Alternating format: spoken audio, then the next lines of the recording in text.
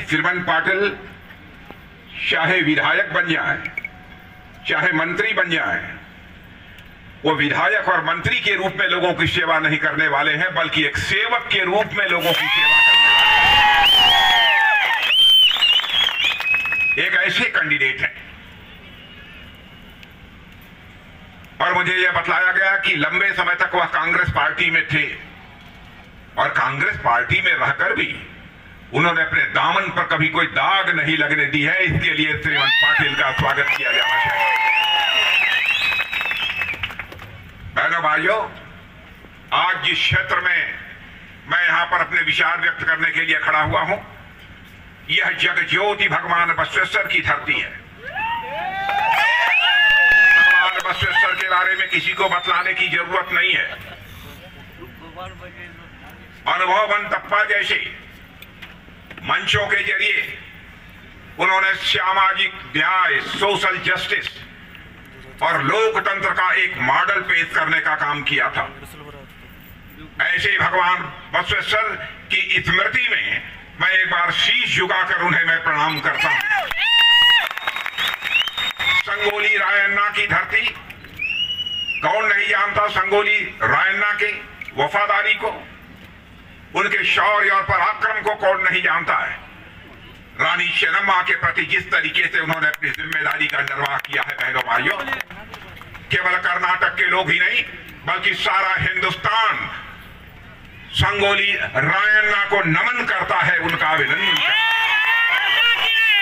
है। एक से एक महापुरुष इस धरती के ऊपर हुए। जब भगवान बसवेश्वर की मैं बात करता हूं और मैं कहता हूं कि सामाजिक न्याय की अलख उन्होंने जगाई थी, सोशल जस्टिस यानी सामाजिक न्याय का क्या मॉडल होना चाहिए, यह दिया था भगवान बसवेश्वर ने। उसके पीछे उनकी धारणा क्या थी? चाहे कोई किसी भी जात का हो, कोई किसी धर्म का हो, कोई किसी मजहब का हो, लेकिन उसका पहला धर्म बनता है, उसका पहला कर्तव्य होता है, जो भी प्राणी मात्र है सबके प्रति उसके दिल में प्यार होना चाहिए, सबके प्रति उसके दिल में मोहब्बत होनी चाहिए। यह भगवान बसवेश्वर ने संदेश दिया।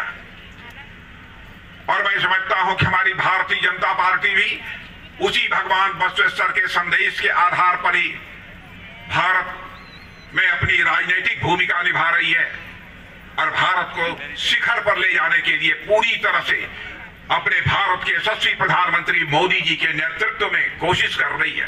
बोलो भारत माता की, बोलो भारत माता की। आज यहाँ पर विधानसभा का चुनाव हो रहा है, तो मेरे बहनों भाइयों, मैं आप सबसे कहने आया हूं, इस बार के विधानसभा चुनाव में भारी मतों से आप भारतीय जनता पार्टी को आप विजय दिलाइए। जहां तक हमारे प्रधानमंत्री मोदी जी का सवाल है, पिछले 9 वर्षों से केंद्र में भारतीय जनता पार्टी के नेतृत्व में एनडीए की सरकार काम कर रही है। इसके पहले की भी कांग्रेस की सरकारों को आपने काम करते हुए देखा होगा। शायद ही कोई 5 वर्ष ऐसा गुजरा हो जबकि कांग्रेस के नेताओं और मंत्रियों के ऊपर भ्रष्टाचार के गंभीर आरोप न लगे हों। यहां तक कि उन्हें जेल की हवा भी खानी पड़ी है। लेकिन आज हम सीना ठोक कर कह सकते हैं, 9 वर्षों का समय हमारा गुजर गया है मोदी जी के नेतृत्व में सरकार चलाते हुए। लेकिन बहनों भाइयों, कोई मां का लाल उंगली उठाकर नहीं कह सकता कि हमारे प्रधानमंत्री के दामन पर कोई भ्रष्टाचार की दाग लगी हुई हो।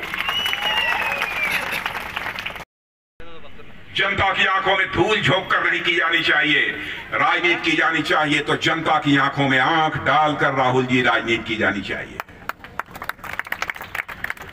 जनता को धोखा देकर लंबे समय तक राजनीति नहीं की जा सकती और यही काम आप लोगों ने किया है। इसीलिए जनता आज आपको सबक सिखा रही है। वोट बैंक की पॉलिटिक्स और पोलराइजेशन ऑफ पॉलिटिक्स का जमाना है, इसलिए लोग इस काम से सुनते थे, इस काम से निकाल देते। लेकिन आज हमारे प्रधानमंत्री मोदी जी के नेतृत्व में जिस तरीके से भारत का स्टेचर, भारत का कद सारी दुनिया में बढ़ा है, बहनों भाइयों, क्या आज इंटरनेशनल फोरम पर भारत कुछ यदि बोलता है तो दुनिया कान खोलकर सुनती है कि भारत बोल क्या रहा है। यह भारत दुनिया में बनी।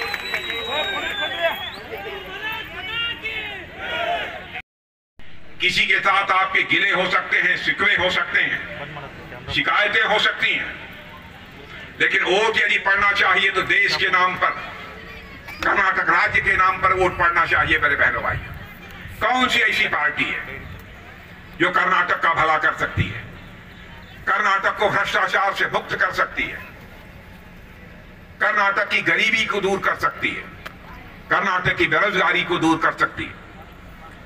तो ये ट्रैक रिकॉर्ड उठाकर देखेंगे, इस हिंदुस्तान में अकेली पार्टी भारतीय जनता पार्टी है जो इस काम को कर सकती है। मेरे बहनों भाइयों, इसीलिए आप लोगों से मैं कहने आया हूं, निवेदन करने आया हूं कि आप सब लोग भारी मतों से आप भारतीय जनता पार्टी को विजय दिलाइए।